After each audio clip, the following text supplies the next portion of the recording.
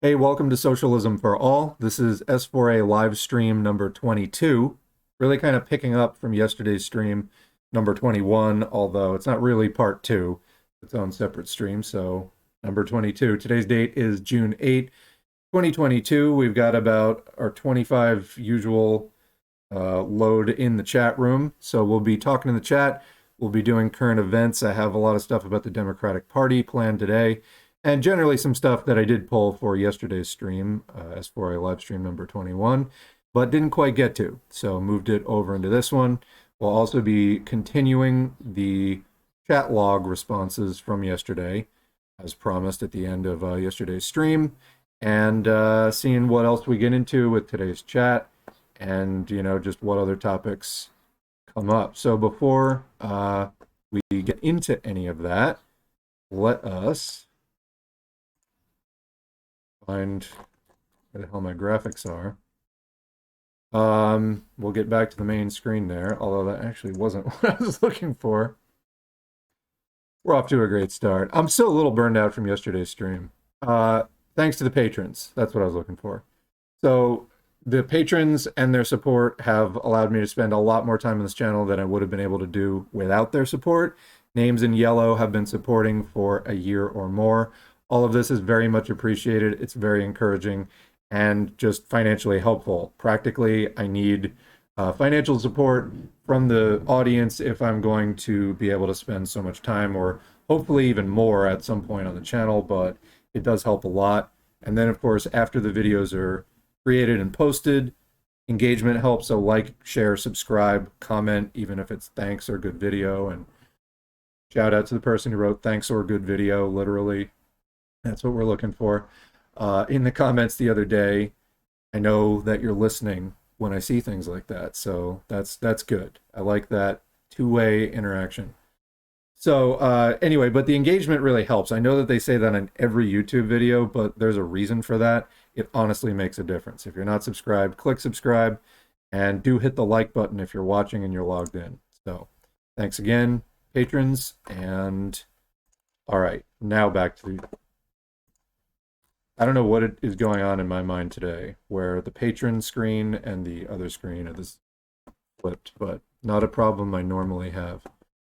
All right, so before we get into today's chat and then eventually the current events, let's just start off with wrapping up yesterday's chat. So see what people were talking about. So we were, of course, talking about the housing crisis and anti-homelessness laws.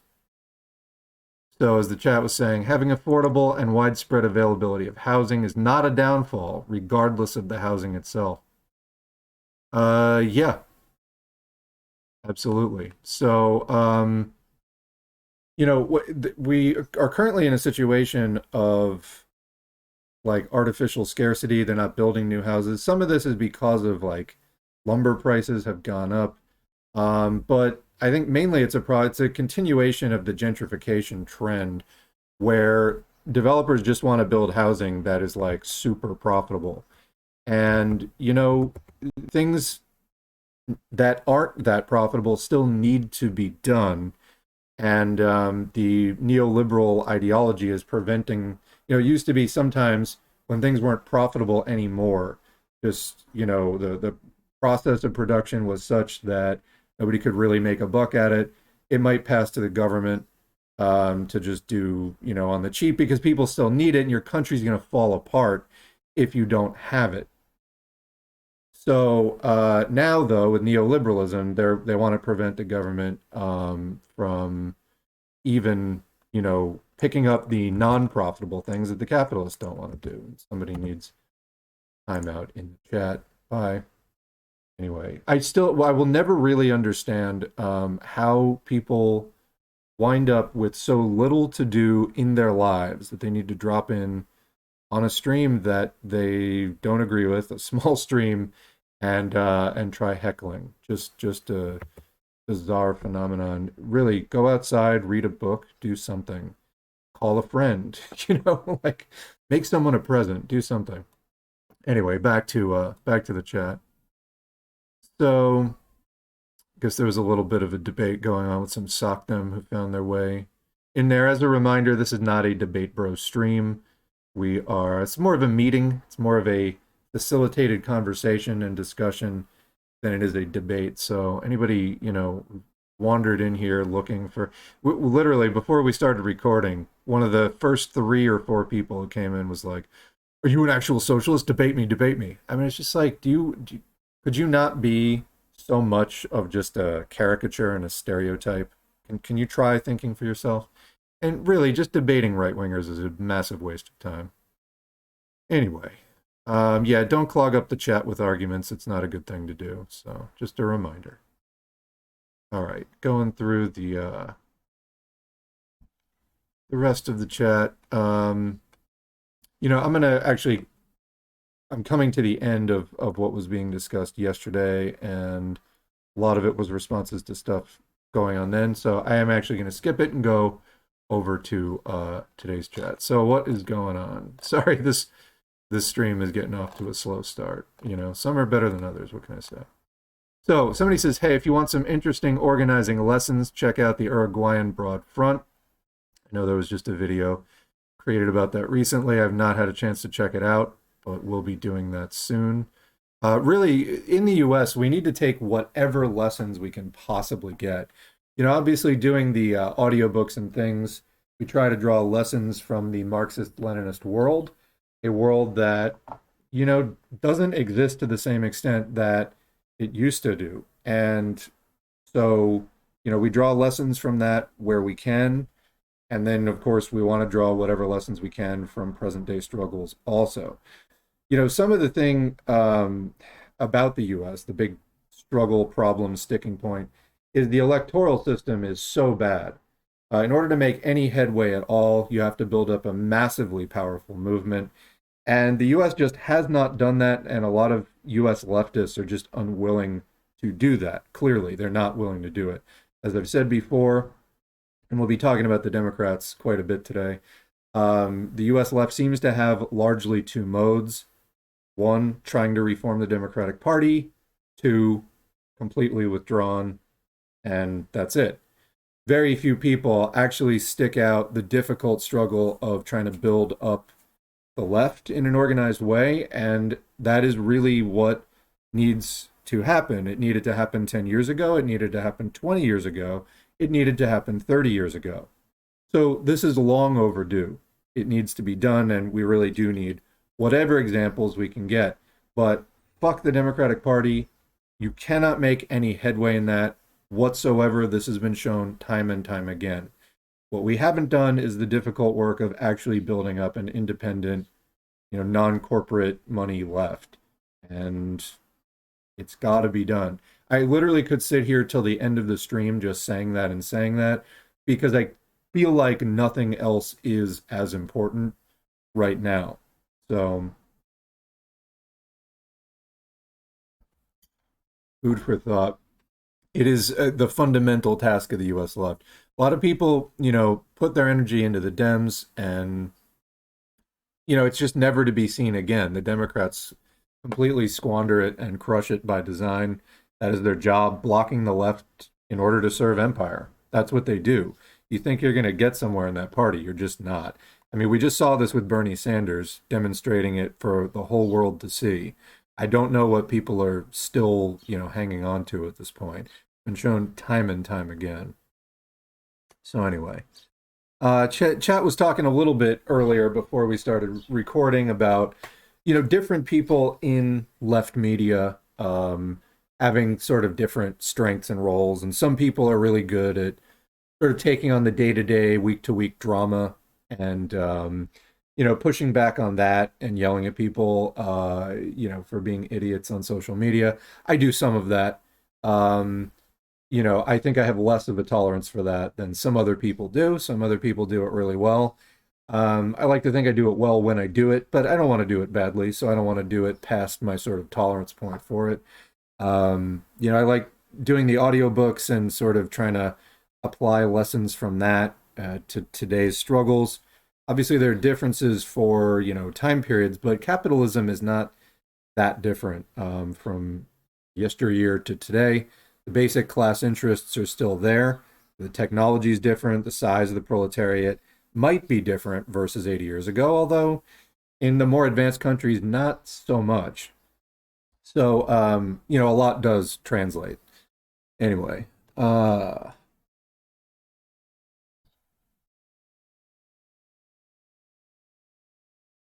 he says, just got into the IBEW apprenticeship program, the contractor I was assigned to has a lot of anti-unionish guys that don't like unions, but they sure love the benefits they're getting from it. Yeah, so this is part of the problem with right to work stuff. And in general, various laws that make it so that workers don't have to pay into the union or become a member of the union. There's sort of like different levels. The Taft-Hartley Act, massive anti-labor law in the McCarthyist post-World War II, early Cold War years, 1947. It outlawed the union shop, or the closed shop, where you had to be a member of the union in order to get hired. So that was outlawed. And then you'd have like other things where you wouldn't have to be a member of the union to get hired, but you would have to join it after a certain amount of time. That's still legal at the federal level. Or you don't have to join the union as a member, but you do have to pay dues because you benefit from it. Like you're in the collective bargaining unit that the union is negotiating on behalf of. You need to pay for that. Right to work laws want to make it so that they don't have to even pay for those benefits. And this undermines the union. And eventually the union is unsupported both in membership and financially, to the point where those negotiations become unsustainable, and so the union may collapse. And that's exactly what right to work laws are about, is about doing those state by state labor law union rights repeals. So and they want to phrase it as like, oh, the right to not be forced into a union. All that is the right to be exploited as vigorously as possible on the installment plan, because that's the only place where it's headed. So yeah, I don't know, try to tell those dumbasses that like they're digging their own graves, obviously without opening with dumbasses, but I mean, it's not a good idea for sure. It's amazing to me how people aren't able to make these connections, but anyway.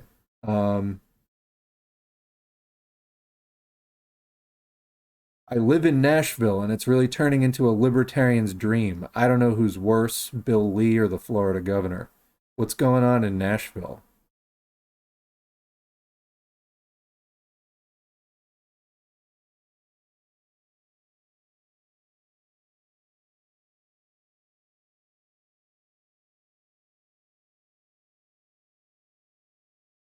A little bit of a discussion of Nepal. I unfortunately can't really add much to that.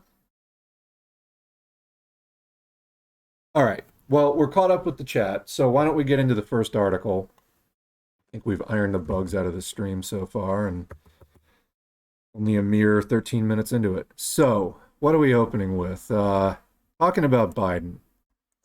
Talking about Biden, who, boy, Biden just gives me like, if George W. Bush was quieter, if George W. Bush was more invisible. I mean, Biden is Reagan, Biden is Bush, like it's just, this is such a terrible time. I don't know how anyone even pretends to be enthusiastic about what's going on with Biden. And it's relevant. Why? It's relevant for so many reasons. Everything seems to be not going particularly well. I don't know where to begin. We have some articles on Biden overseeing the largest Medicare rate hike in history.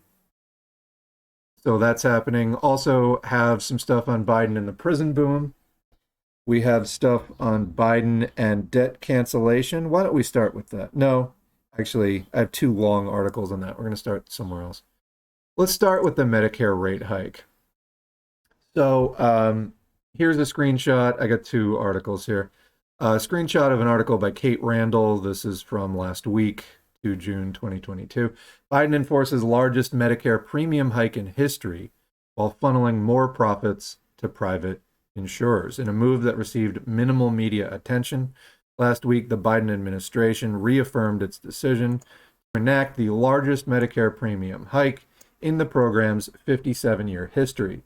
The president is also endorsing a plan to funnel more money to private insurance companies and escalating plans to privatize the government insurance program for seniors and those with disabilities. Medicare enrolled 62.7 million people in 2021.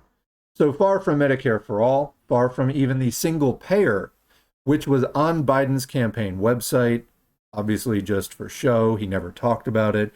One of the earliest videos I did on the channel this was back in the Biden versus Bernie portion of the primary in like March and February 2020, was how even on the subject of Medicare for all, a bunch of people, Democrats did co-sign the Medicare for all bills, but how many of them were actually vocal proponents of it? Really none. Bernie Sanders was about the only one. So I did like a little content analysis. I just went to their social media and, it took some of the co-signers, maybe 10 of them, I forget, and went to their websites, went to their Twitter, and I just looked for any mention of universal health care, Medicare, etc. Bernie Sanders, I think, was literally the only one talking about it outside of, I signed this thing and that makes me great. Bye. But they're not actually advocating for it on a regular basis. So this is, obviously you get several notches down from what they promise or what they pretend to be about. What we've got with Biden, again, it might as well be George W. Bush. So here's a longer article on the same topic. This is from Salon. Largest ever Medicare premium hikes. Biden just handed a huge gift to McConnell ahead of the midterms. Latest HHS moves should alarm, quote, every congressional Democrat who wants to keep their seat in November, by Jake Johnson. And again, we need to break with the Democratic Party precisely because they are a capitalist party. They're owned, funded, controlled by the 1%. They never deliver for working people because they are owned and controlled by the 1%. You ever want even half of what the Democrats promise, we have to organize independently. Of course, that we can get a lot more than half of what they promise. We can get the whole thing. We can take down capitalism eventually. That's a fight we have to work up to, but we can do it. But it's never going to happen if you keep working within this thoroughly capitalist-controlled party top to bottom. And I really am talking about down to the county level. It's just, locally. It is controlled by not working people, period. Anyway, at some point on the channel, we will do the Princeton study on democracy in the United States. It proved that there is no statistical relationship between public opinion and public policy in the United States. The average voter has what you think in the, working class electorate, what you think has no effect on public policy at all. It was statistically proved. However, people who donate to politicians, i.e. capitalists, there's a high degree of correlation. So money buys elections with a very high degree of reliability, and it also controls public policy, obviously, because that's, those are the representatives that got bought and are put in there. They need the money. They're going to keep doing it. Anyway, we need to organize that side of the system, as I've talked about in many, many videos. It is one of the most important things for the U.S. left to get through its collective head. So let's proceed. The Biden administration quietly announced last week, typical, that it will leave in place one of the largest ever Medicare premium hikes for the remainder of 2022, despite federal health officials' decision to restrict coverage of the expensive and potentially ineffective Alzheimer's drug that drove the increase. Progressive healthcare advocates responded with outrage to the administration's Friday announcement. And yeah, when they announce things on Friday, that's because they don't want anybody to discuss it. It's the end of the week, and then by Monday, something else will have happened and will be the new topic. Warning that it will inflict entirely avoidable financial pain on vulnerable seniors and hand the GOP an effective talking point heading into the November midterms. Quote, This is a terrible decision, Linda Manesh, communications director of Social Security Works, told Common Dreams. Quote, seniors should never have been forced to pay inflated Medicare premiums for an ineffective, dangerous, and massively overpriced drug. Not only is lowering Medicare premiums the right thing to do, it's also a political necessity, said Panesh. Older voters are a key force in midterm elections. Keeping Medicare premiums needlessly high until after the election is a gift to Mitch McConnell and his fellow Republicans. Every congressional Democrat who wants to keep their seat in November should join us in calling on the Biden administration to reverse this decision and lower Medicare premiums now. Warren Gunnels, the staff director for Senator Bernie Sanders, independent, we'll put independent in air quotes at this point, Vermont, similarly argued that the Biden administration's refusal to reverse the premium hike is both political and policy malpractice. Quote, imagine being able to put more money in the pockets of senior citizens who are struggling to put food on the table right now and doing nothing instead, Gunnels wrote on Twitter. This is how you blow a slam dunk.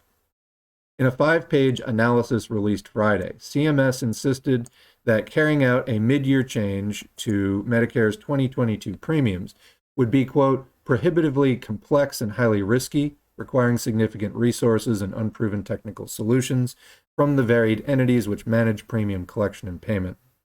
The agency estimated that Medicare Part B's monthly premiums in 2022 would have been $160.30 instead of $170.10 if Aduhelm were removed from the equation.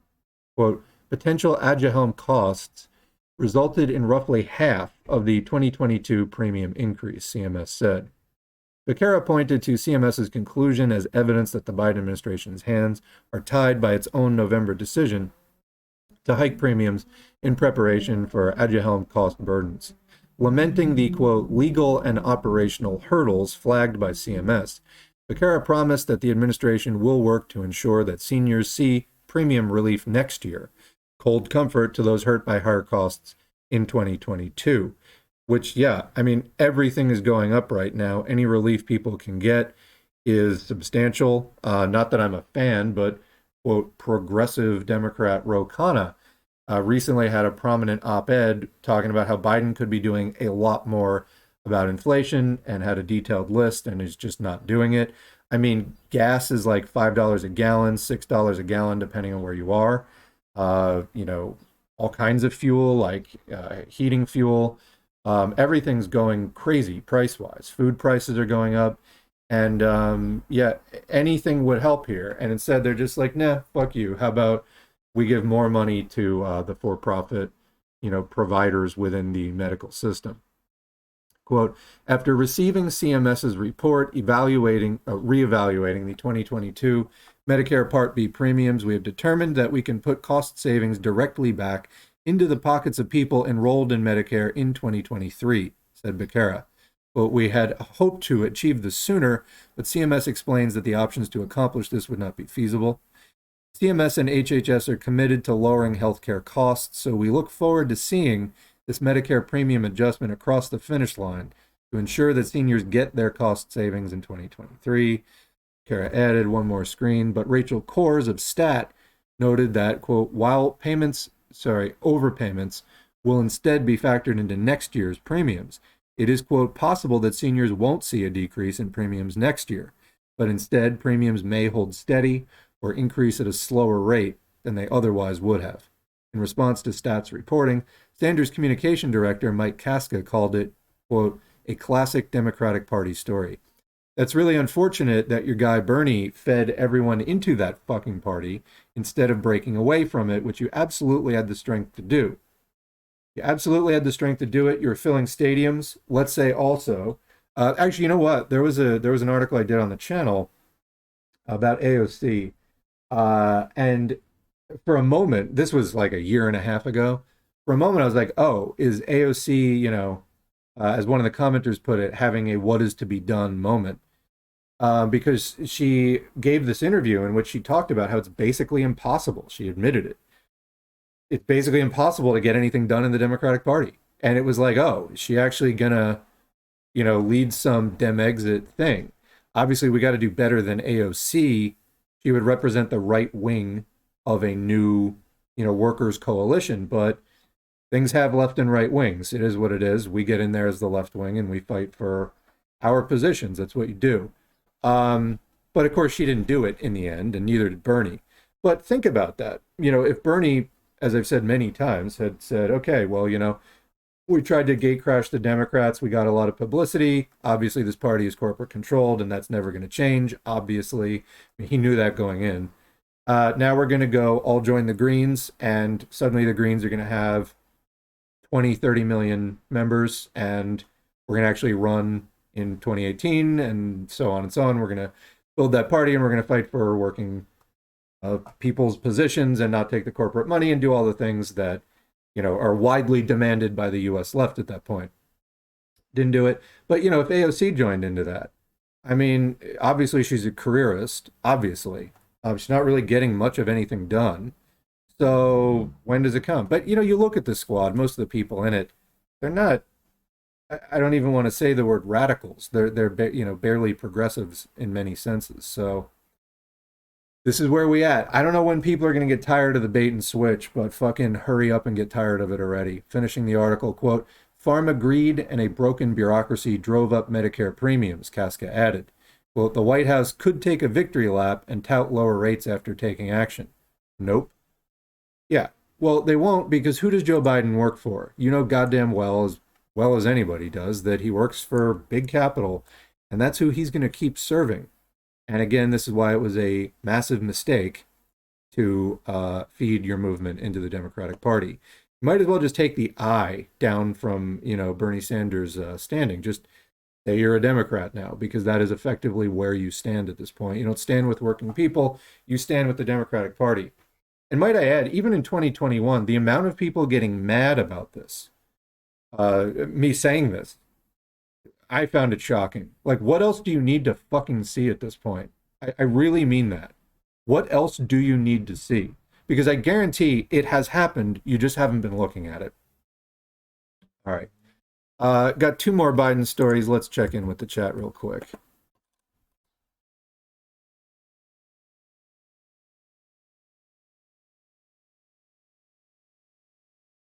Of course, there is no real vocal progressive that speaks out against this. Absolutely.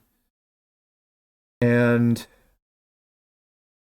Biden administration excluding Cuba, Nicaragua, and Venezuela from the Summit of the Americas. I don't even know about that. Who is being appeased by that besides Republicans? AMLO rebuked Biden and made him look foolish after Biden admin worked hard to get, I was saying AMLO, to attend. Well, Biden is a Republican. I mean, that's where we're at this point. It's just the far right merger. You get a few, the Democratic Party is basically just the left wing of the Republican Party at this point. So I mean that's who they're trying to. I know this is all rhetorical questions. Like it's right in front of all of our faces. It's time to just swallow the bitter pill. If we haven't already, I did personally a long time ago. It's time to just swallow that pill. I will help you. Please just get it down, and we need to step out and take action. Again, minimum next step is getting into the Green Party, building that up, taking that as far as it can go. That would be the minimum next step. And yes, it is a suitable vehicle. That is my position as a mass party that basically follows the Bernie rules, except even better. They go a little further than Bernie did on everything. It's a minimum next step. You want to go into a Marxist party also, or instead, fine. But we need to, at a minimum, do that. And so many people who are not Marxists need to do that. It's the minimum next step. And that's why I said, people have two modes, reforming the Dems or doing nothing. This is no longer acceptable. You've got to, at a minimum, green enter, build that up. And yeah, it's going to be hard. Nobody's going to hand it to you. You got to build it. But if we don't, you can just literally expect more misery, because that's all that's going to come out of the Democrats and the Republicans and the Libertarians, for that matter, who are really, I mean, if you don't like neoliberalism, the Libertarian Party is not, they're literally probably worse than the Democrats and Republicans. But anyway, I see a couple of other questions in the chat on different subjects. We'll come back to that. So next Biden article, this about Biden. Slate, how Joe Biden launched a new prison boom by Eric Reinhardt. This is from a few months ago, January 25th. And the last 2 years, meaning 2021 and 2020, were by far the deadliest inside jails and prisons on record. And as President Joe Biden's second year in office begins, a sobering reality has already become apparent. Under his administration, rather than movement toward the end of a system of over incarceration, we're instead witnessing the beginning of a new prison boom. At the start of the pandemic, public health experts hoped for a very different policy outcome, as we sounded alarms that the U.S. prison system, the largest in the world, posed a major threat to national public health. We correctly anticipated that if ambitious changes were not immediately implemented, our jails and prisons would operate as epidemic engines, fueling the spread of disease that would infect millions and kill at least tens of thousands of people nationwide. Of course, we've had 1 million COVID deaths. Crowded carceral settings were already well known from past epidemics to function like petri dishes for the incubation and community-wide dissemination of infectious diseases. It was thus no surprise that by September 2021, jails and prisons constituted 90 of the top 100 epidemic hotspots in America and were spreading COVID-19 well beyond their walls. Want to add, I mentioned 1 million people dead. Let's also talk about the tens of millions with long COVID. Prison doctors, researchers, and activists saw a critical need and an unprecedented opportunity. Could we finally make the U.S. American public understand that protecting public health and safety requires that we end mass incarceration now, not in some always deferred future? Comment. This is something already a lot of people support. It goes beyond just convincing. You have to fight capital, which is where this is coming from. We have people now, the private prison industry literally gets paid per head. They get paid when people get locked up. That's part of why they're locking so many people up. There are also structural reasons as far as, slave labor, basically. We need to do an article on that, on how many corporations use prison labor, and I'm making a note on that, but the list is long.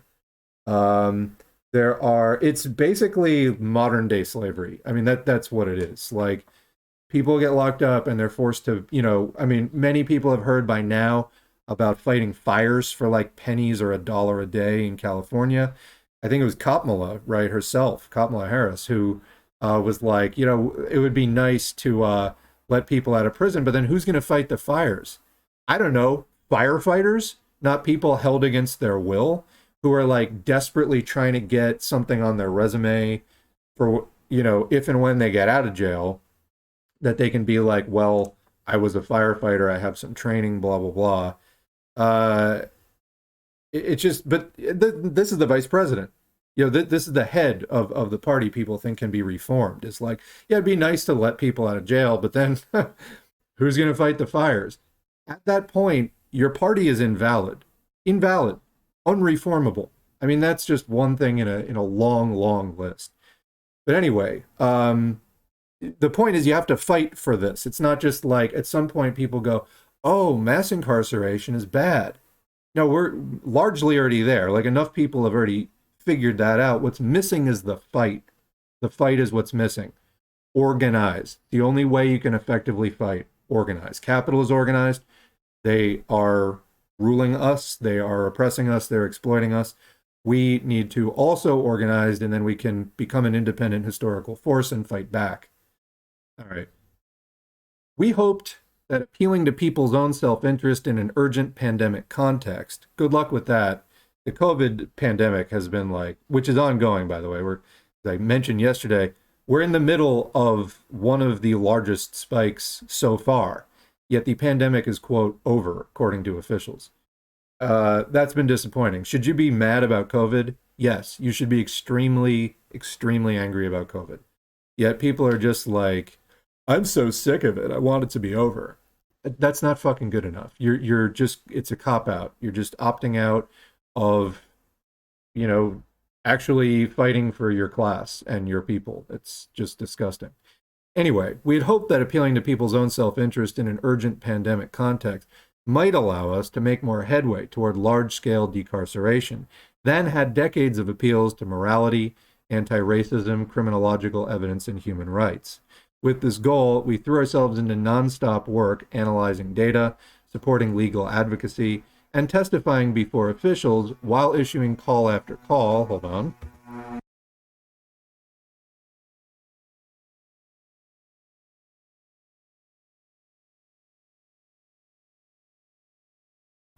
It's like somebody's riding a weed whacker home. Anyway, where were we? Supporting legal advocacy and testifying before officials while issuing call after call for immediate decarceration. Yeah. So has it occurred to you that the missing link is actually fighting working class organizations?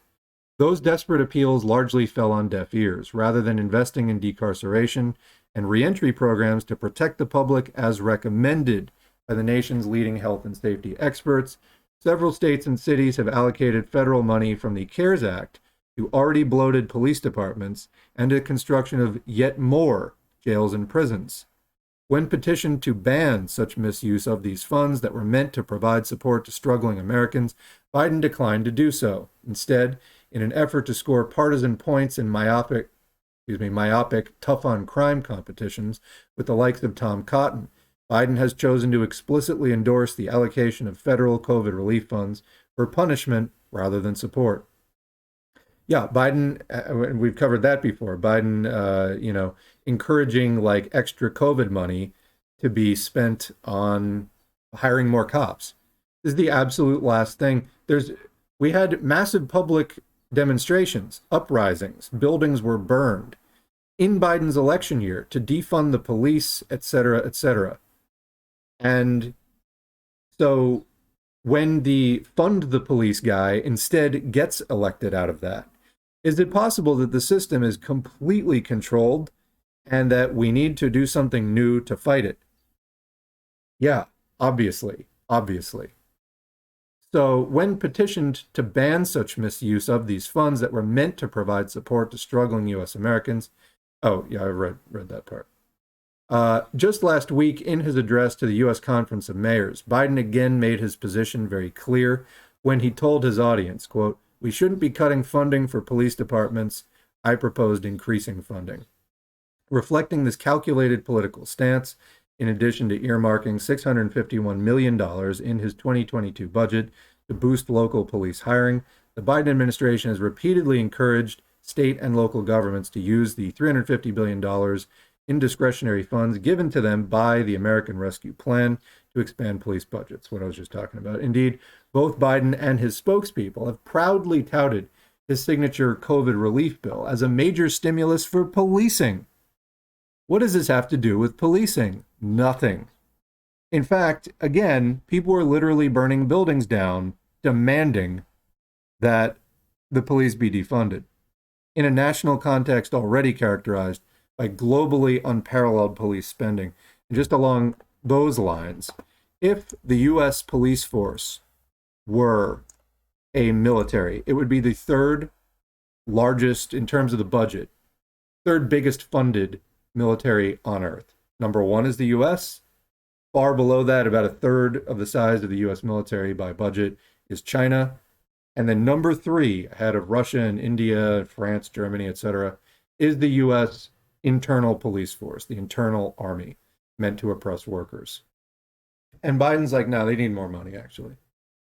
You can't reform this party. You can't. You can only fight it. Given Biden's long career of misleading conflations of punishment with public safety, his campaign promises to cut the federal prison population by over half were encouraging. Unfortunately, they've so far proved to be hollow. During his administration, the federal prison population has grown for the first time in a decade, reversing the marginal gains made under President Donald Trump. Think about it. That's head spinning. So too has the number of people held in immigration and customs enforcement detention, that would be ICE, which has increased by 70% since Biden took office. At the state level, many systems have seen pandemic-era reductions to their prison populations. But these have almost all been due to haphazard logistical logjams on the front end, such as court closures, sentencing delays, jail to prison transfer stoppages, etc., that have slowed new admissions rather than due to releases tied to decarceration policies. So just sort of accidents due to system inefficiencies rather than a policy choice. As a result, when pandemic-related disruptions to normal proceedings abate, prison populations will likely rise as the large backlog of pending admissions is processed. Refusing to decarcerate and now increasing spending on policing that will drive the shuttling of even more U.S. Americans into jails and prisons, more cops, more arrests, is especially perverse given the recent attention paid to the worsening conditions of confinement and the mistreatment of the incarcerated. Alongside historic protests against police brutality, the last 2 years featured more media coverage of horrific, unconstitutional conditions inside jails and prisons than seen since the prison uprising at Attica Correctional Facility in upstate New York 50 years ago. From spectacular cruelty at New York's Rikers Island and abhorrent abuse at Houston's Harris County Jail, the deadly conditions in prison systems in Texas, Alabama, Florida, or Georgia, portraits of the brutality behind bars provoked near universal condemnation.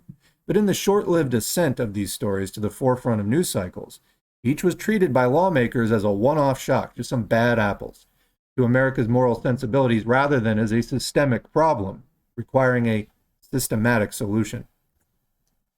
What the long and ongoing history of abuse of incarcerated people makes plain is that it is the intrinsic conditions of incarceration themselves that harm the health and safety of incarcerated people, staff, and the public writ large. Even before COVID-19, researchers showed that incarceration is cutting millions of lives short, estimating that the number of years that incarceration continues to take from people even after they have, quote, served their time, ranges from 2 years for each year spent locked up to about 5 years of life expectancy lost by age 45 alone.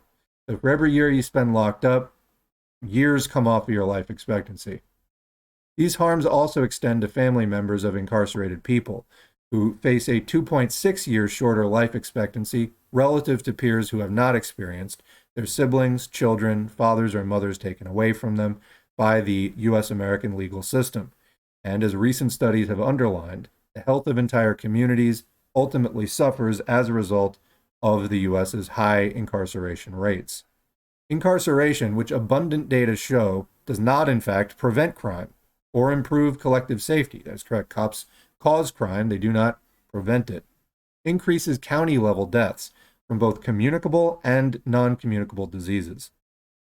For example, for people who have been held in facilities with extremely poor health care, incarceration exacerbates chronic diseases, which in turn affect their families and neighborhoods by fueling community-wide spread of infectious diseases like influenza, HIV, and hepatitis C. So quick note there, what are chronic diseases? Things like heart disease, stress, things that are not directly caused by like a pathogen. This dynamic exacerbates racial and class inequalities that ultimately impose an enormous life tax on America's most dispossessed residents. When 1 in 3 Black men are locked up during their lifetimes, men across all races face an 11% lifetime chance of incarceration, and over 70 million people live with criminal records. Scale of harm caused by the U.S.'s punishment system is difficult to overstate. The COVID-19 pandemic has turned this slow violence into an acute disaster for everyone. Millions of U.S. Americans have been sickened with COVID-19 due to jail and prison-driven spread. A large number of the approximately 875,000 Americans who have died so far, so this is from January, from the coronavirus, would still be alive today had lawmakers followed evidence to decarcerate. I mean, not just to decarcerate. How about mask or vax? How about everything? They don't fucking care. They don't care, and the sooner people get it through their heads and organize against them, the better. It's the only thing that is going to change the situation. The only thing. It should be now obvious that regardless of whether you care about human rights or racial justice, see, I hate it when people make these arguments. I really do. Okay, well, if human rights doesn't get you, look at the cost. No, fuck you. I cannot stand that. People who don't care about the human rights, they're probably not really interested in the economics either. Or in other words, there's probably an economic reason why they're willing to spend the fucking money on it. You know, as the saying goes, the cruelty is the point. It's part of the system. There's a reason it's there, and it's a reason they're willing to spend money on it. Why these things fall short. And I think that it's, again, just really short-sighted to fall into those arguments. The people who care about the human rights and their own self-interest need to get organized and fight for it. It's that simple. It's, again, you know, we were talking before, we're not going to debate our way into socialism. You're not going to, quote, convert the right-wingers in this way. We're going to fight for what we need to fight for, and people will either fight against us or join the fight. That's how it works. But if we don't get out there and fight, then the fight never happens. All right. It should be obvious that regardless of whether you care about human rights or racial justice, mass incarceration is fundamentally incompatible with national public health, public safety, and pandemic preparedness. Yeah, but they don't care about that either. Again, if they did, mask or vax wouldn't have been a thing. It does not have to be this way. Lawmakers must enact ambitious changes rather than retreat into empty calls for reform that surreptitiously defer what the U.S. clearly needs: large-scale, safe decarceration measures coupled with well-funded reentry support systems. Congress must confront the utter absurdity of spending at least $277 billion of taxpayer money on policing and prison each year, and $768 billion for militaristic fantasies of national security, while the nation's security is being ravaged. Again, this is somewhat naive, taking this stuff at face value. Who are you trying to convince at this point? Rather than trying to convince the right-wingers, why don't you organize the left? That would be much better. While the nation's actual security is being ravaged by grossly deficient investments in health and welfare systems that are far more deadly than any war in U.S. history. And while we push our representatives to pass responsible legislation, we must also demand that the U.S.'s officials, from Biden and state governors to judges, prosecutors, mayors, sheriffs, and parole boards, use their already existing powers to release the hundreds of thousands of people whose continued confinement serves no plausible public safety rationale. Well, yeah, but that's not to say that there isn't a reason. So when we talk about materialism versus idealism, there's still one more paragraph, but it's a very idealistic article, and then it's not looking at the material causes of why have they done these policies. Because to say that there's just no reason is inaccurate. There's a reason. These people don't like to spend money they don't have to spend, or that doesn't give them some return in some way. They want ROI, return on investment. So you got to ask yourself, what is the ROI? Because if there wasn't one, they wouldn't be doing it. So again, we got to get away from this kind of idealism, not just to organizing, but looking at the material causes and then organizing against those. Anyway, continuing. Biden must also take immediate action to reduce the federal prison population. He has so far refused to grant a single clemency petition from among the 18,492 of them sitting on his desk. During an ongoing pandemic, conjoined with an intensifying operational crisis inside U.S. prisons, mass clemency should be the first step of many toward a decarceral agenda that could still, if he's bold enough to seize the opportunity. The only thing Biden wants to seize is more money from his fucking donors. Anyway, to define Biden's presidency, to turn our historic period of suffering into impetus for real change, Biden and the Democratic Party he guides must stop paying. No, Biden doesn't guide the Democratic Party. He is just, top shill, basically top shill for the 1%. Amazing. But anyway, he must stop paying lip service to change, while in practice doubling down on failed punishment policy. He's not even really paying much lip service to it. There's a couple examples there. By and large, he doesn't. If he refuses to do so, Biden will continue to preside over a burgeoning prison boom and will prove that his long legacy as a committed advocate of tough-on-crime politics is alive and well, even if thousands of Americans die because of it. But clearly that's what he wants. End of article. Clearly that is what he wants. I mean, because the people who he enthusiastically represents, that's what they want. The donors, the big capitalists, the 1%. That's what they want. This is the system that they have chosen. And trying to appeal to Biden at this point, unless you're going to start handing him like $50 billion or whatever for his campaign, which you can't do. You can't out donate the capitalists. Um, he's going to keep doing what they do. You can't reform the Democratic Party. You can only fight it. And it's time for the left. I mean, and I would put people like this vaguely on the left, kind of sock them left. Um, it's time to pull our heads out of our asses and realize what we're up against here. It's a grossly inhuman, uncaring force. You can only fight it. So anyway, we got another one about Biden and debt, and there's sort of two related things. Before we get into that, let's check in with the chat. All right, some moron is talking about the quote jab. If you say the word fucking jab regarding the COVID vaccine, auto block. Fuck you. What else do we have? Scrolling back up, a lot of chatting. We got some trolls in here, that's fun. Don't worry, I'll get rid of them. All right. There is a lot of stuff. And here we go. All right. I know this is a beginner question, but I'm wondering what the incentive is to end imperialism and colonialism in the imperial core. When the workers benefit from it, isn't there still a direct incentive to exploit weaker nations? To a point, there's an incentive. We were talking about this the other day. Cheap imported consumer goods. I mean, directly in things like, obviously the coffee and bananas and other stuff that would, I mean, the U.S. like basically dictates production of in many places. And, cash crops that like countries in underdeveloped countries wind up not developing their own like staple food crops because it's better for them in the short term to just do cash crops for export to Europe and the US, like a coffee or chocolate or something like that, or flowers or something. It's they can get more cash that way, but what would actually be better for their country is developing like food security and stuff like that so that they're not dependent on like food aid and stuff like that. So that's one part of it is you get some cheap items, and I mean this goes down to lithium and electronics, other precious metals, gold's used in electronics and stuff like that.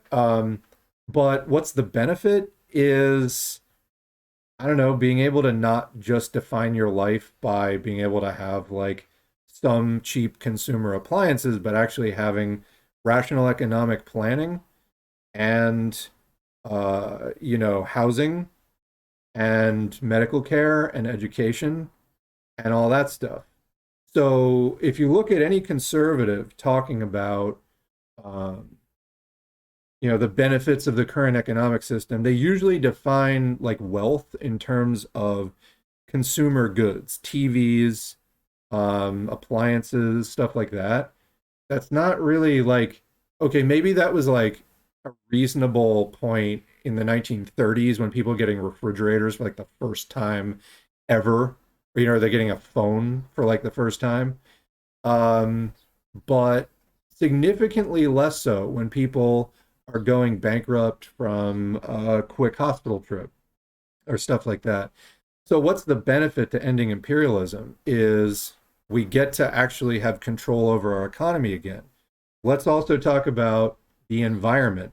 Imperialists don't give a flying fuck about what is going on with future generations, sustainable, environmental, planning.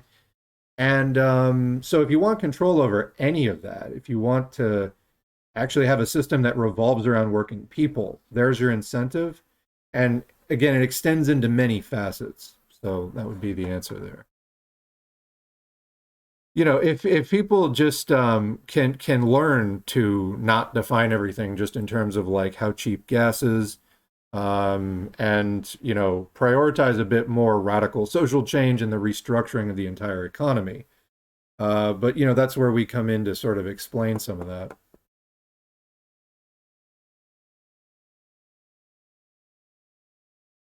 All right.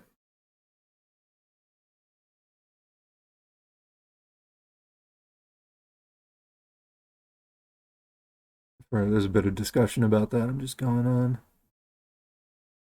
Oh, we got another troll. Any trolls today?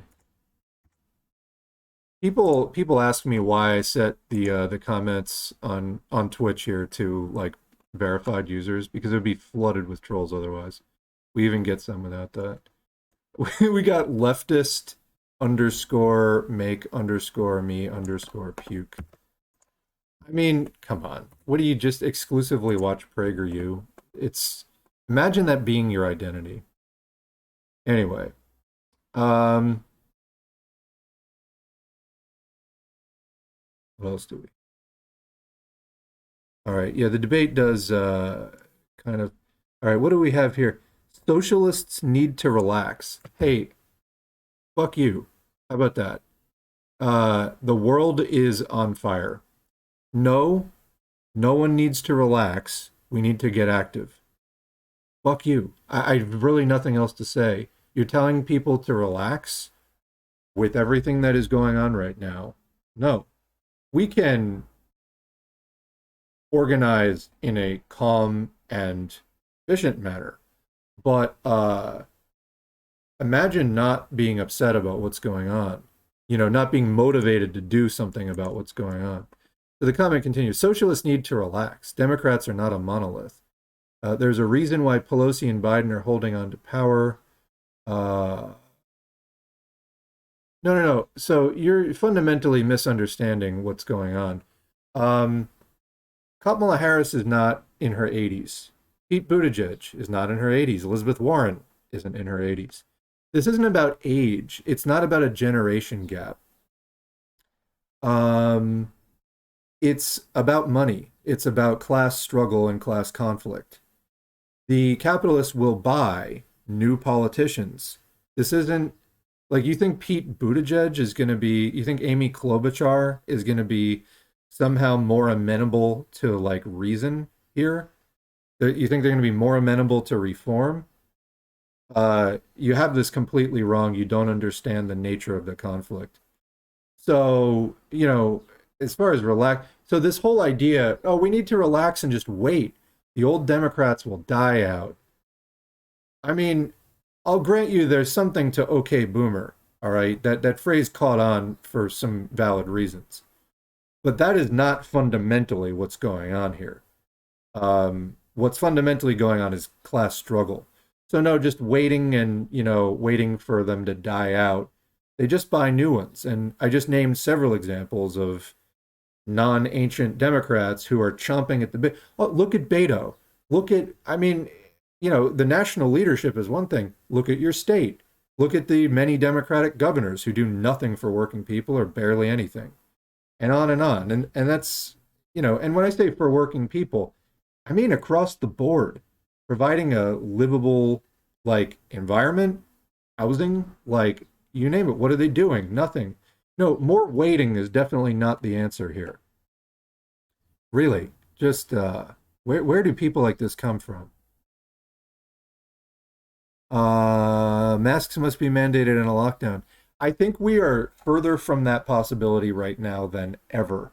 The U.S. has been running for over a year now, basically 13 months, full speed away from taking the pandemic seriously at all. So that would take major demands.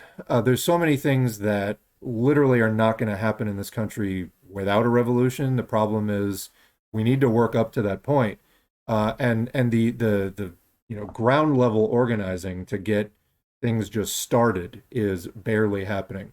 Why I'm urging people, and I hope a year or two from now, I'm not still feeling the need that, to do this urging, that we see that kind of movement happening more and more. I know that a lot of the left organizations in the US have had membership bumps in the last 4 or 5 years.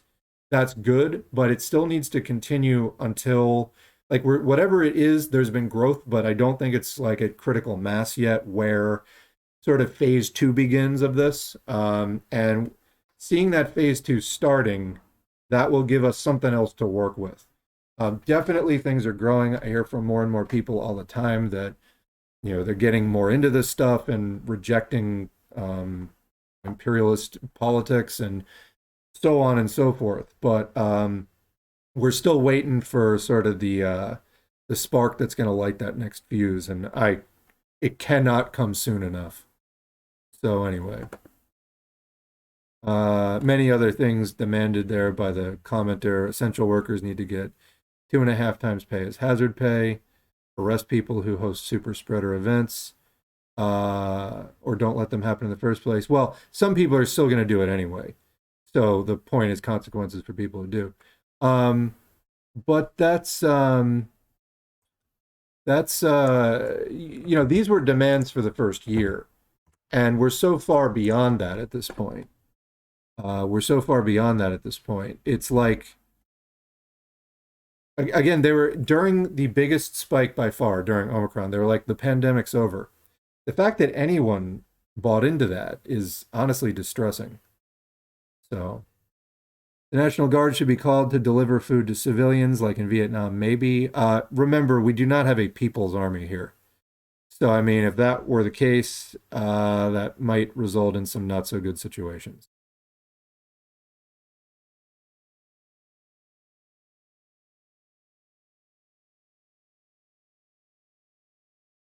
So the same person talking about father time and how socialists just need to wait. This is probably going to be the last thing I respond to. Well, there's a reason why the capitalism best soldiers are in their 80s. They just have the longest track record. I don't know what you're refusing to like understand about this, or why, but it's really, yeah, there's a reason why they're in their 80s, because they get paid really well. They don't want to give it up, and the capitalists know that they're very reliable, as they've proven over decades. The younger people haven't proven it for as long. And also the younger people haven't moved up as much because they don't make the old ones retire. The fuck is wrong with you? Like, how are you not seeing that? Um, anyway, moving on.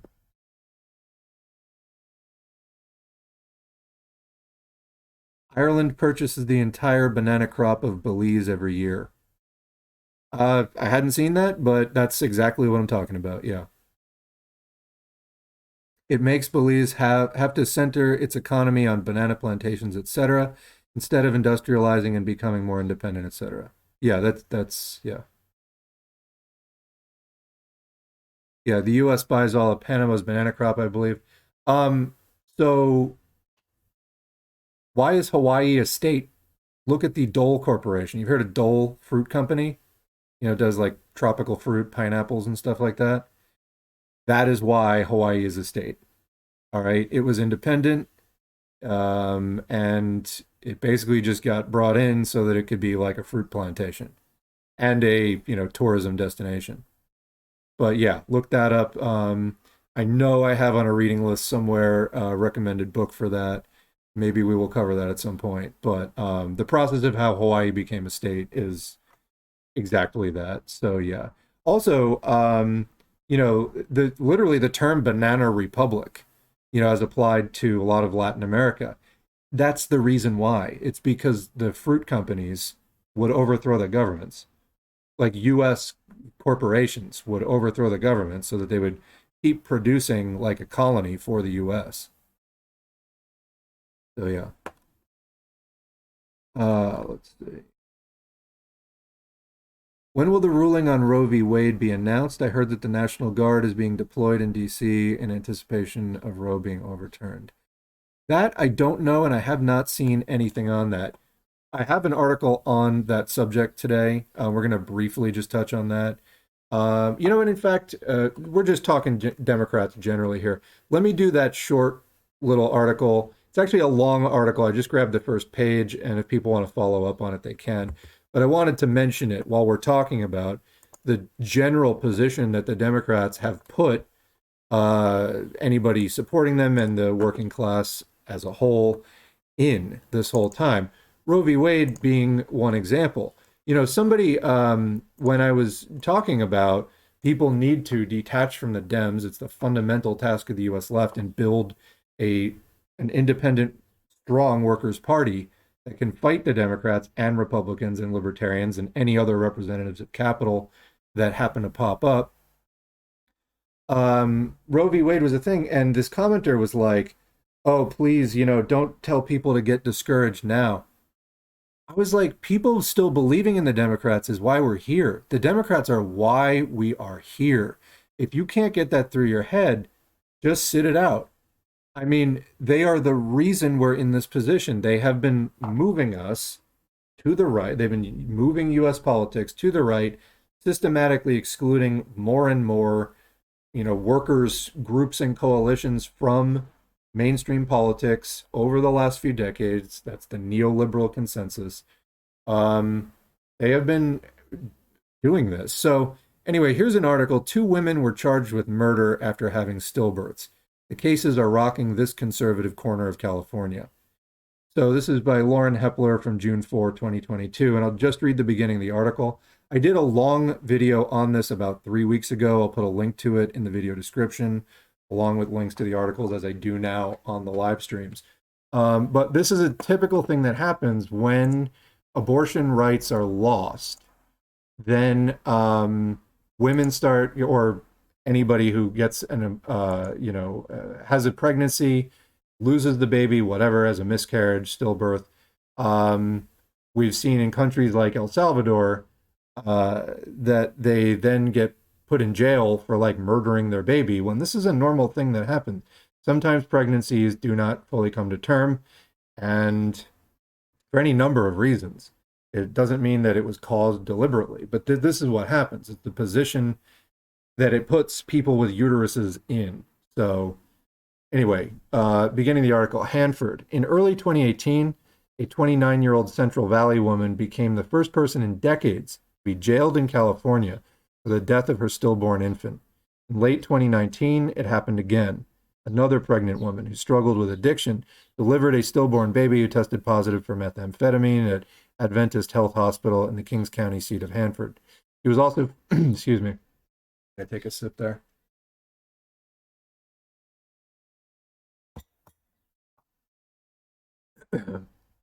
She was also flagged by doctors, investigated by local law enforcement, and charged with murder by District Attorney Keith Fagundes.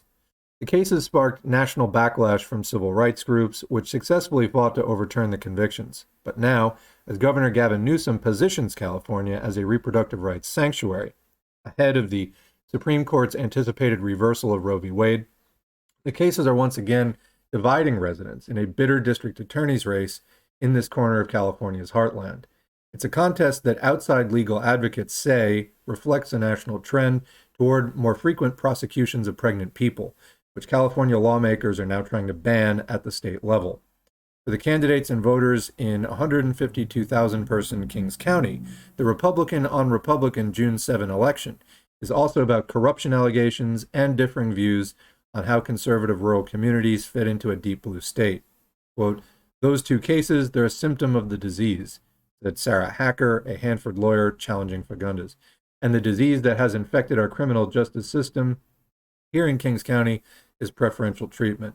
So anyway, like I said, this is a very long article, but this is the kind of future that faces like a post-Roe v. Wade America. This is what conservatives are pushing for. It keeps the working class as precarious as it can. That's a lot of what this is about. So anyway, like I said, link to that in the description. But again, Democrats are why we're here. Where I have a little video here. Hopefully the sound will play. Do I have it? I guess I don't. I had a little video of Pelosi talking about how they need a strong Democratic Party. Oh, I know why. Because I'm still learning this program. I need a video media source. There we go. There we go.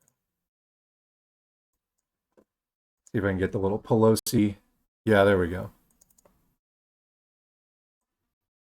Is that working? I mean, the fossil fuel industry, they weigh in so significantly.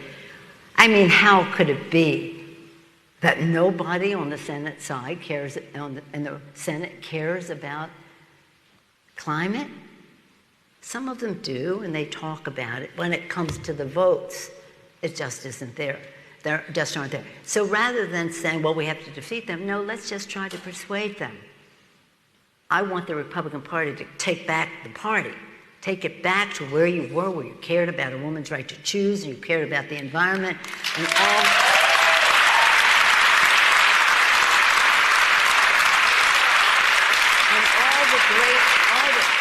hey, here I am, Nancy Pelosi, saying this country needs a strong Republican Party, and we do. Not a cult, but a strong Republican Party. So, with leaders of your, quote, opposition party like that, hopefully everybody heard the audio on that. That was a new effort as part of these live streams. But, we need a strong Republican Party. No, you fucking don't. But this is exactly what the capitalists behind both parties that fund both parties want. They want to keep the debate and discussion between two corporate-controlled parties. The Democratic Party could, at any point, just theoretically, ally with the left, enact popular reforms that are widely demanded. Basically everything that Bernie or the Greens or whoever is demanding as like transition steps out of this current system. They could ally with them, but what would happen then? Then the Republican Party it would crumble at the national level. It would no longer be able to function at the national level. It would turn into just a weak regional party that would still have some, sway in certain states, and they would still send some people to Congress and to the Senate, et cetera, but they would largely be wiped out and on the way into the dustbin of history. But what then? Then the contest would be between Democrats and the left. And of course, the left stands a very good chance of winning that. That is the last thing the capitalists behind the Democratic Party want. So they keep things behind the Democrats and the Republicans. And what Pelosi is saying there is it's exactly the thinking of the donors of the Democratic and Republican parties. That's where they want the discussion to stay. So anyway, we'll probably do more on this topic later, but let me get back to the chat.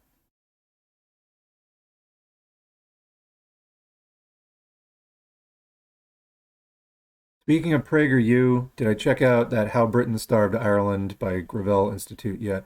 No, not yet. No, not yet. Somebody's just laughing at the mention of Beto. Pete Buttigieg, or however you spell it. Guys are young and still hosting Wine Cave fundraisers. Yeah.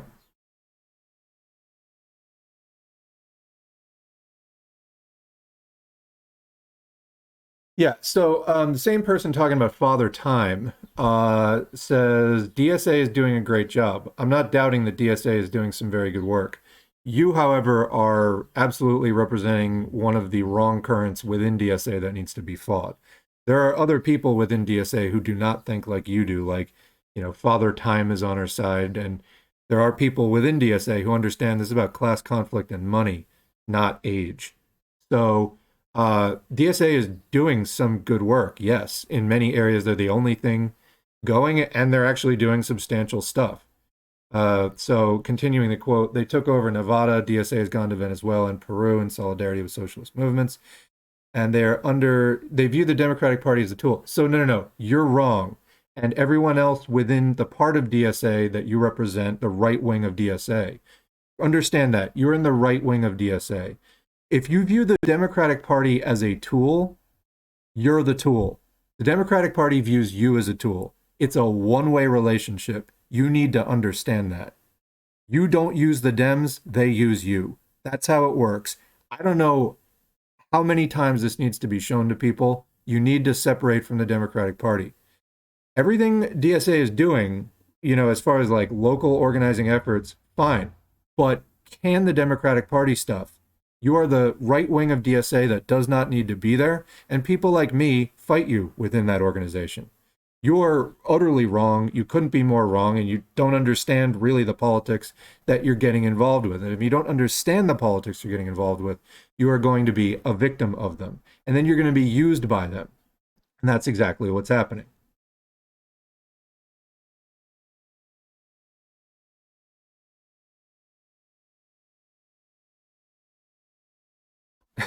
Pete Buttigieg's dad translated Gramsci's prison notebooks, which is pretty interesting. I had no idea of that. That's funny.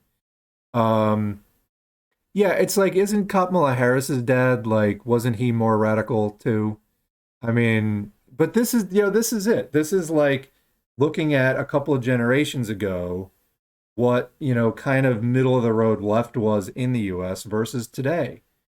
Look at what's happened. I mean, and this sort of march to the right, it's sort of across the board, the revisionism within actually socialist countries, to revisionism to outright counter-revolution in actual socialist countries, to within the non-socialist countries, this march towards neoliberalism. I mean, it's intense and it needs to be combated now. We do not have time to wait. This whole like, you can just wait for the old Dems to die out. Could not be more wrong. Anyway, comment here. Mexico is just purely imperialized by the US and it's so bad. There are socialists trying to get stuff going, but the PCM, Mexican Communist Party, is a concessionist party and will join PT and PDR, Workers' Party and Party for the Democratic Revolution, respectively, to be in governments that are actively selling off everything Mexico had protected due to its revolution in 1910 to 1920. I'll, raise my hand here. I do not know as much about Mexico as I probably should. Can you recommend readings about that? And thank you for that piece of information.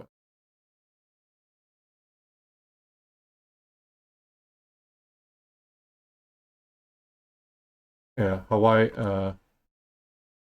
Somebody mentions Hawaii is being illegally occupied by the U.S. Someone adds all of the land in the U.S. is being illegally occupied. Land back everywhere. Can't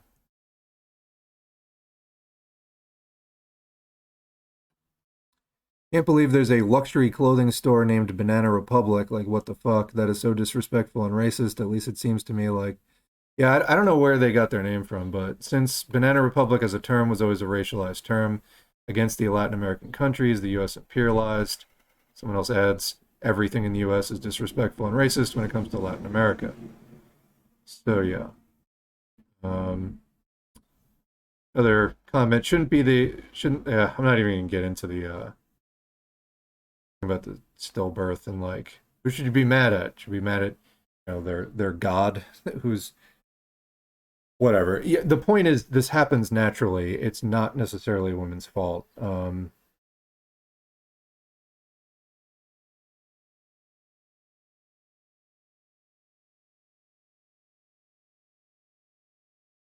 Not to mention, I mean, if you speak with people who have suffered miscarriages or stillbirths, it's one of the most like traumatic things, um, really. And then, on top of that, I just read a funny comment. Not appropriate for me to laugh. Somebody said, new clothing brand just dropped, Occupied Palestine. Yeah. The people in the US probably will swallow anything when it comes to stuff like that. But anyways, I was saying, no, I mean, people suffering stillbirths and miscarriages, it's horrible. But it's like we were talking about with homelessness yesterday and anti-homelessness laws. It's like, hey, is being homeless not ruining your life enough? Why don't we also make it a felony so you can never get a job or, how whatever again. So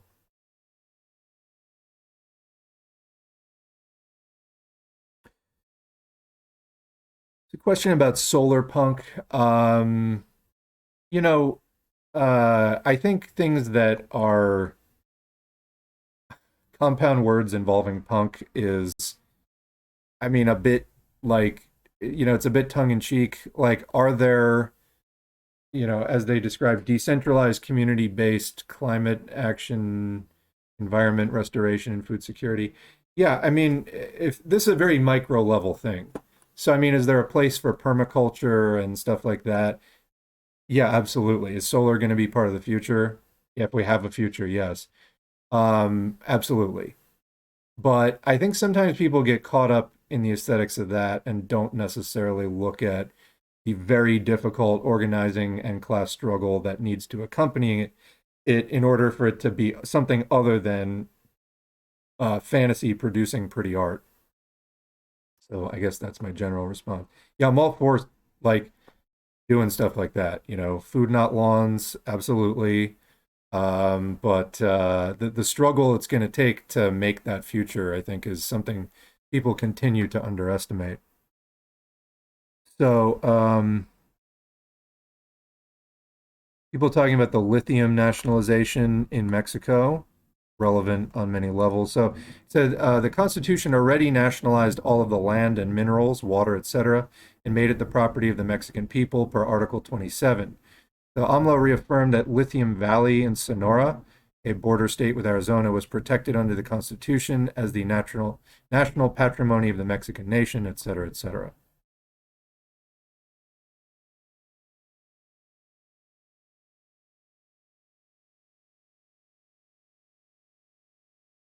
So more of a reiteration than a new action. But that's important, just to remind everybody of like where things stand. I mean, it's better than the opposite of like, well, we might make an exception. All right. So, all right, we're caught up with the chat for now. I want to get into the Biden debt stuff that I was talking about. So let's see if we can do that quickly in the remainder of the stream. I say quickly, I actually have a decent amount of time to go in the stream here. So let's get into that finally, and we'll probably close the video there. So Biden and student debt. Maybe I heard something about Biden planning to cancel some student debt. He did, after all, promise during the campaign to cancel $10,000 in student loans per borrower. So article from The Hill about that from a couple of weeks ago, May 27. President Biden is nearing a decision on student loan debt forgiveness. Nearing one, with the president and his team zeroing in on canceling $10,000 per borrower with some potential caveats. We're going to read why this isn't the strongest move, although, again, it is bare minimum following up with campaign promises. So, NAACP president slams Biden's plan to cancel $10,000 in student loan debt. It's like pouring a bucket of ice water on a forest fire. So NAACP President Derek Johnson suggested that Biden's student debt plan does not address a meaningful amount of debt, especially for Black borrowers who are typically burdened by more of it. A couple of bullet points. Biden is reportedly planning to cancel $10,000 in student debt for those making under $150,000. NAACP President Derek Johnson criticized the plan, saying that it's not nearly enough, and Black borrowers on average have a $53,000 debt load after graduation, which is nearly double that of white borrowers. So, final article, and this is the most recent update that I could find on this situation, and then we're going to look at a Twitter thread about it, which again encapsulates everything I've been saying about the Democratic Party so far. But here's the article. This is from CNBC by Annie Nova. Biden's decision on student loan forgiveness is likely to come in August or July, report says. 2 key points. The Biden administration is unlikely to announce a decision on student loan forgiveness until at least July or August, the Wall Street Journal reported. I guess they're, looking at the polls and stuff for the midterms. Who the fuck knows? But it's like, Jesus Christ, can you just make life a little easier for people?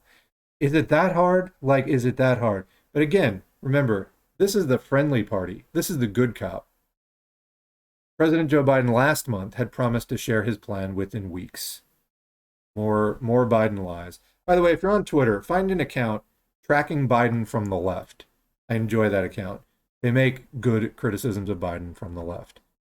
I don't know who runs it or what their ideology is, but it's pretty consistent mass traction stuff. Pretty much anybody would agree with it, so I tend to like that account. The Biden administration is unlikely to announce a decision on student loan forgiveness until later this summer, the Wall Street Journal reported on Monday. Again, in a country with so much bad news and such a shortage of good news, just fucking do it already.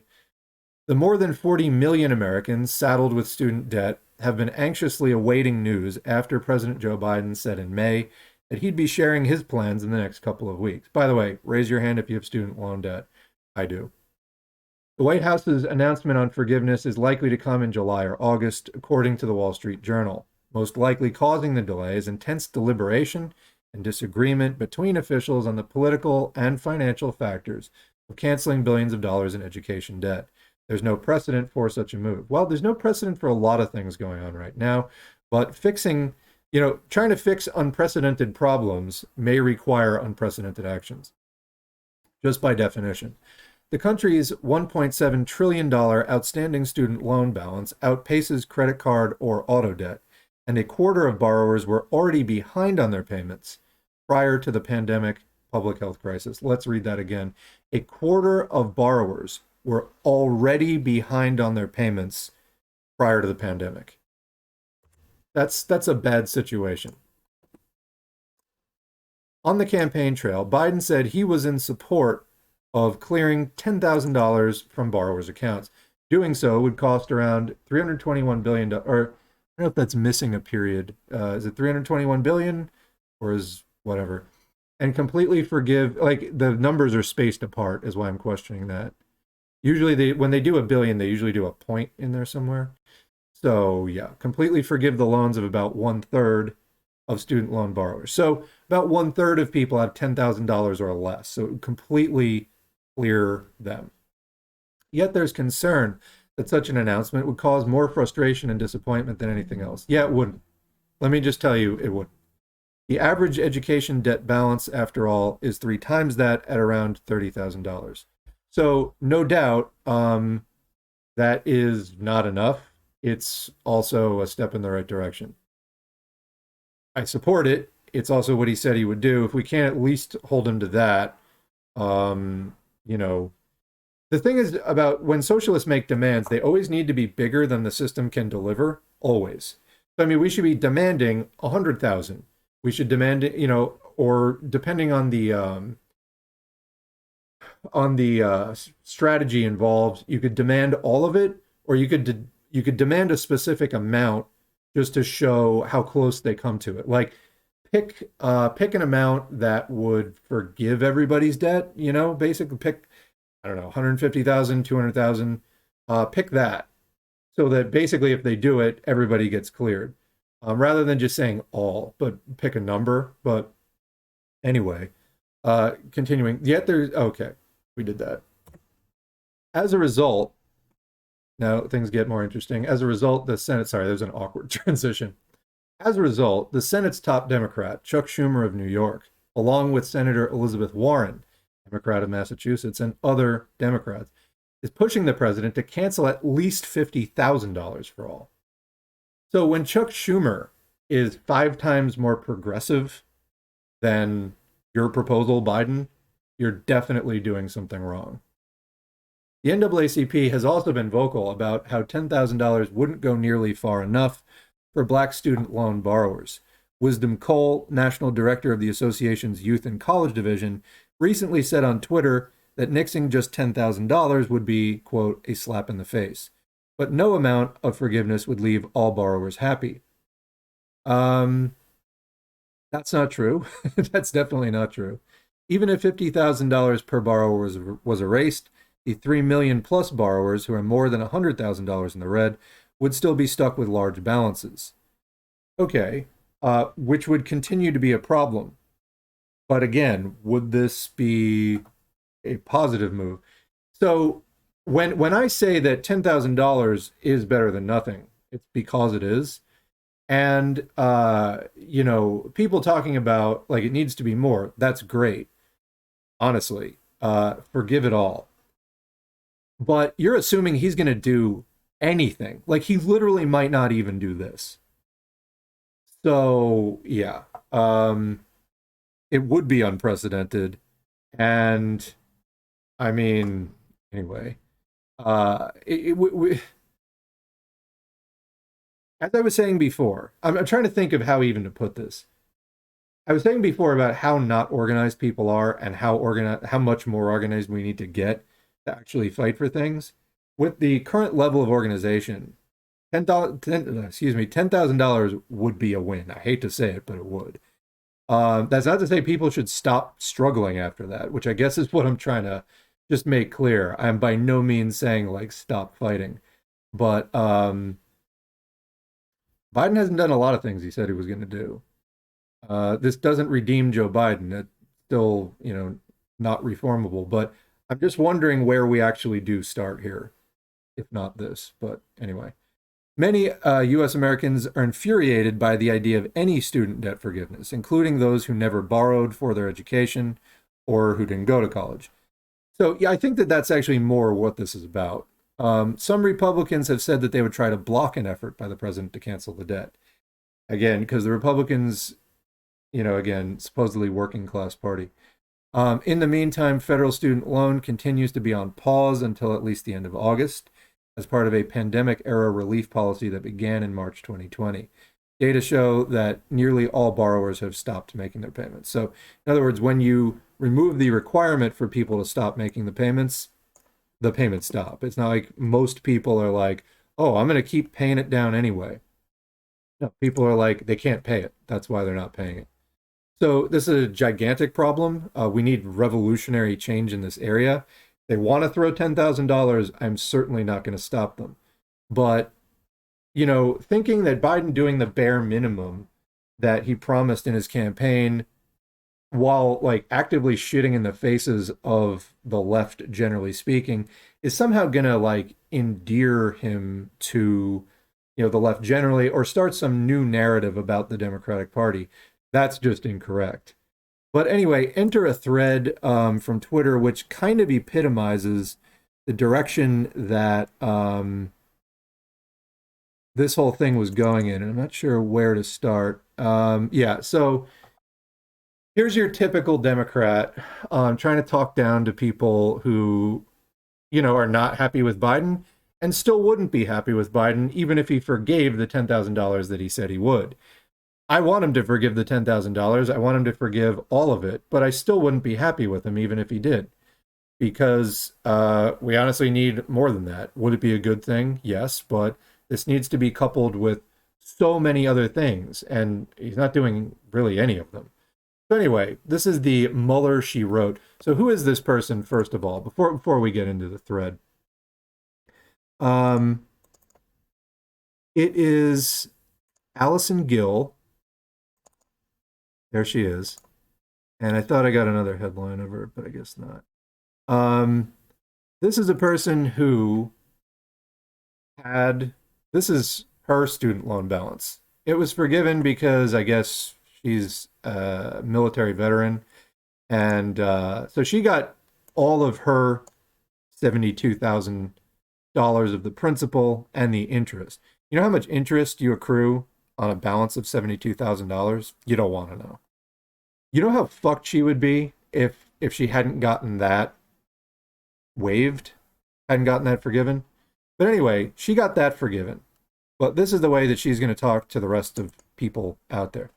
Thread, if Biden forgives $10,000 in student debt and you've decided you won't vote for Democrats because you want $50,000, well, I'm not voting for Democrats anyway. I will keep organizing outside of them and keep placing demands on them, but I will not be voting for them. I will be fighting them. I have a favor to ask, and I'm being 100% serious, she says.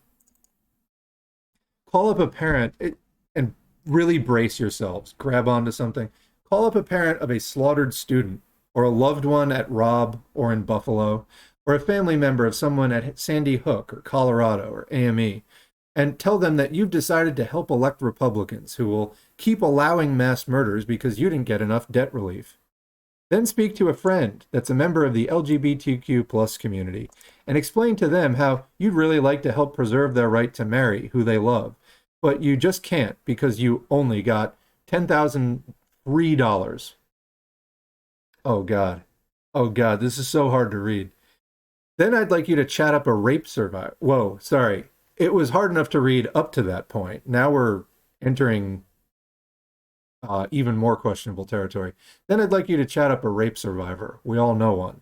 Tell that person as much as you'd love to vote for more Democrats to protect Roe. Jesus Christ.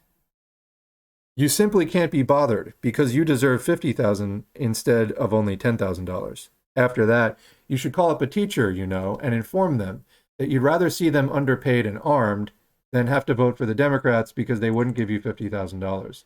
Then speak to a dreamer, any young, amazing immigrant here, since they were babies and you're super sorry. Anyway, they go on to The trans community, we already, discussed that earlier. Just look at any of them in the eye and justify your reasons for not being able to pick up a pen and vote on their behalf this time around. Can the Democrats ever stop doing this? Ever? Ever? No, they can't. Then you have to turn your back on them because you still have some loans to pay that you're going to have to pay anyhow if you help the GOP. Or maybe just ask, it's like, you have nowhere to go, people. That's basically all this is. Or maybe just ask them if that would be okay. See if they understand. Maybe explain how important it is to you. Of course I want $50,000 in debt forgiven, but am I going to sell out everyone I love if we don't get it? Fuck no, I won't. And absolutely advocate for more debt relief if that's what you want. Call or write to Biden and your reps and demand more. But before you advocate for not voting, I beg you to take a moment and think about how your actions will impact someone other than yourself. And so we're going to get to the replies. I'm sure that you probably have a few brewing in your own mind. But yeah, so first of all, Biden hasn't even done the 10,000 yet. I'd just like to point that one out. Also, all these other things we were talking before about how we're in this position on Roe v. Wade because of Democrats. It's like they can't stop gaslighting people into thinking that somehow we, not they, are the problem. Please don't use my queerness or my sexual assault as a weapon to defend Democrats' failings. Make a case as to why you think it's okay that Biden isn't making an executive order to cancel them all outright when he is fully capable, but use trauma as a weapon. What the actual fuck? I'm raging. She listed so many parts of my own oppression, but just as a weapon to shame people. Fuck that. 100% serious response. Have you ever considered that the amount of energy you're expending to convince millions of voters that they should continue to support a party that wants to keep them in poverty? Exactly. Could instead be directed at the politicians to end that poverty? I have a favor to ask, and I'm being 100% serious. Develop a theory of power that doesn't involve sitting on your ass doing nothing while trivializing groups you're not a part of to excuse that you do nothing except check a box on a piece of paper once every 2 years. Also, on debt forgiveness, we went into the thing about her student debt.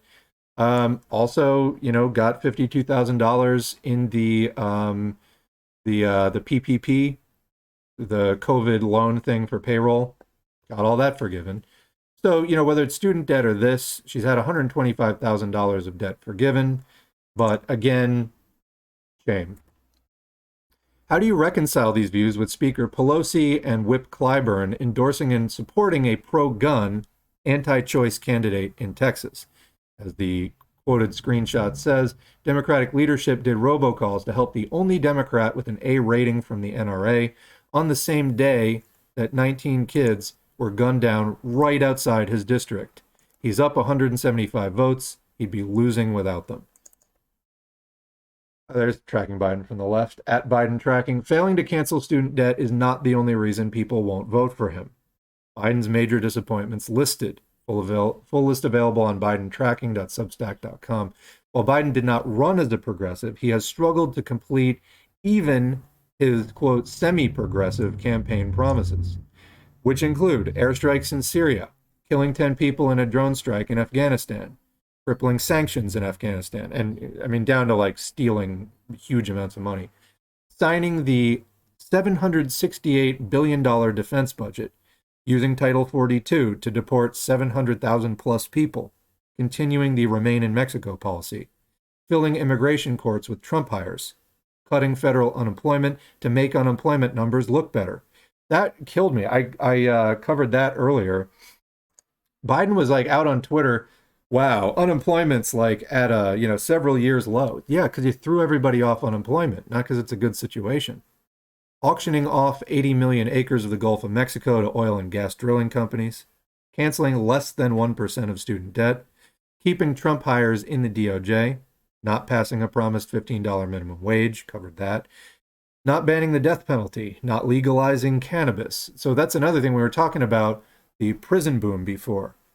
Cannabis is driving a lot of that. Nonviolent drug offenses, the most common one, cannabis, marijuana. Banning travel to South African countries because of Omicron, failing to pass a COVID vaccine patent waiver. I'll add mask or vax, basically dismantling the COVID pandemic response. Continuing to defend Trump in the rape case, suspending staffers because of cannabis use, and on and on. Sorry, but I'm not going to be grateful for scraps when I understand exactly just how abundantly the table is stacked with full meals. If you want my vote, earn my vote. You don't get to demand it from me. You don't get to shame me. You either meet my conditions or shut up. Here are my conditions. This isn't even the good stuff, just the bare minimum acceptable to earn my vote. Good stuff would involve workplace democracy and getting rid of capitalism. Despite the urgency of doing that, you're not ready for it. And yeah, timeout. These are the Democrats. They're never going to do that. We make demands, but we do it from our own organized, worker-centered councils. We do it from a network of progressive, non-capitalist, worker-centered political parties, and we organize from there and we fight from there. Obviously, let's understand the Democrats are never going to do that, unlike our unfortunate friend from the right wing of DSA that we spoke with earlier. We need to abolish the idea that there should be a cost of living. Living should be free. Now, people need to work to produce goods and services. That said, with rational socialist planning, people could work a lot less and have much better, more reliable living, and also more control over how our communities are planned and how our workplaces are operated. But continuing, universal food stamps and clothing credits, free public housing option, Medicare for all, free daycare through postgrad, free water, energy, telecom, free public transit, etc. So yes, these are the kind of big demands we need to make. We need a complete revolutionary overhaul of the system and to end capitalism as soon as we possibly can push for it. Finally, you really have this backward. It's the job of the Democratic Party, including Biden as party leader, to appeal to as many voters as possible. If that means forgiving student loans up to $50,000, then that's what Democrats as a party should do. Blaming voters is dump politics. Next one. I'm a social worker and owe $167,000. I'll still be sitting this one out, thanks. Next one. I think probably we don't want to vote for Democrats for reasons far beyond student debt, including that they're not doing enough about issues like Roe or gun laws. Anyway, on any number of issues. So, and finally, this is low even for you. So, this party is not reformable. Get that out of your head. Yes, demands should be made of them. Make them work. Make them try. But understand that the party is not reformable and we need to organize outside that party. And ultimately, the kinds of class struggle we need to engage in to actually get any of these demands won is going to far exceed checking a box on a piece of paper. It will far exceed that. So let's check in with the chat, and then I'm going to have to wrap up the stream for today.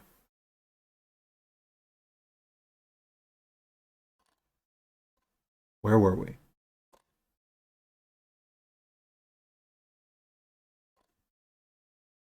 Okay.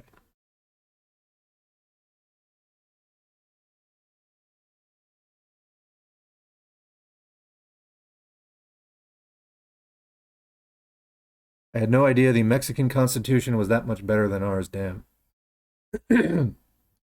Honestly, the U.S. Constitution is beyond outdated. This is obviously in whatever entity replaces the United States, eventually someday, the Constitution is probably not going to look anything like the current one.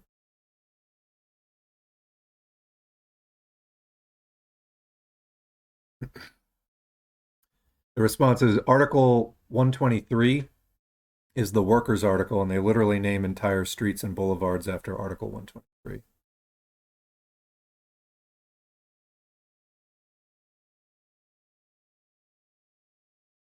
Yeah, let's see. There was a comment about something I'm not going to address, but then there's another comment. What happened to the U.S. government handing out free N95 masks? Yeah, and the rapid tests too. It was like you could sign up on the website and then maybe receive them in the mail like 8 weeks later. I think that they're still doing masks at some places like drugstores, like big corporate drugstore chains. I have not actually. I ordered a couple of big boxes from a medical supplier like a while ago and still have them, so I haven't had to look. But I'll make a note to look into that. N95. I mean, the problem is, as we covered in a previous previous COVID update, I mean, they needed to mandate N95s. Instead, they're just, I mean, masks have been optional basically this whole time for like the last year. Somebody says, can I go over the article talking about mass starvation may happen in Africa due to Ukraine war? I mean, we kind of touched on that the last couple. Maybe I can look at a longer article for the future, but not in this show, not today. The stream is pretty much already done. All right, what else do we have?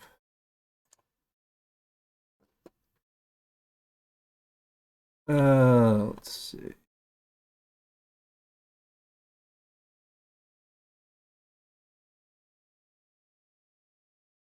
Yeah, our right-wing DSA friend who thinks that the Democrats can be used and will not just use you is getting mad at being called the right wing of DSA, which understand what I'm saying. DSA is an entity. It is to the left of, say, the Republican Party, but anything within itself has a left wing and a right wing. So, an entity like DSA, I'm not saying that the overall entity is necessarily right wing, but within it, you have a center, a left, and a right. And people like you who think that you can reform the Democratic Party are in the right wing of it. Okay, that's an error. It's opportunistic. It's a right wing error. Hope that helps. People in DSA need to fight against that at every turn. Yeah, anything ever has a right wing. It's just relative. This is dialectics. So, um, anybody in DSA needs to be fighting against endorsing Democratic Party candidates, period. You need to fight against any association with that party. That's the long and short of it. Honestly, there's nothing else to it. So,